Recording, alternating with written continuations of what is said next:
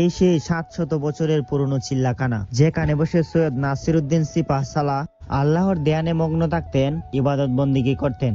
এবং নাসিরউদ্দিন সিপাহ সালাহ সহ তার সফর সঙ্গী 120 জন আউলিয়া সবাই মিলে একে একে এখানে চিল্লা করতেন। কেউ 90 দিন, কেউ 40 দিন, কেউ 11 দিন, আবার কেউ 9 দিন, এভাবে করে চিল্লা করতেন।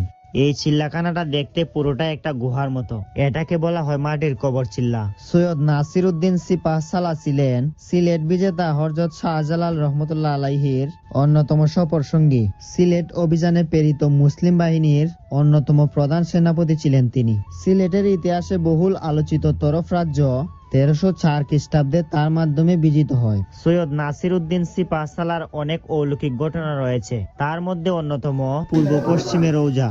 তিনি তার জীবদ্দশায় তার ভক্তবৃন্দদেরকে বলে গিয়েছিলেন তার মৃত্যুর পরে যেন তাকে পূর্ব পশ্চিমে দাফন করা হয়। তৎকালীন আলেম ও তার ভক্তবৃন্দরা মিলে ইসলামের শরীয়ত অনুসারে তাকে উত্তর দক্ষিণেই দাফন করা হয়।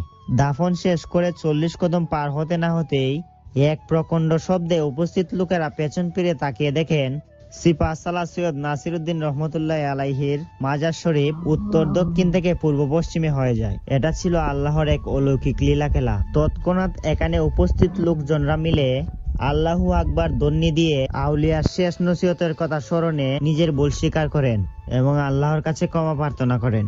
কবরখানা আজও পূর্ব পশ্চিম হয়ে কালের সাক্ষী স্বরূপ বিদ্যমান আছে। এবং আপনারা যারা আসতে চান, সিলেট বিভাগের হবিগঞ্জ জেলার চুনারুঘাট উপজেলার মুরাবন্দ নামক স্থানে সৈয়দ নাসিরউদ্দিন সিপাহ সালাহ রহমতুল্লাহ আলাইহির মাজার শরীফ অবস্থিত।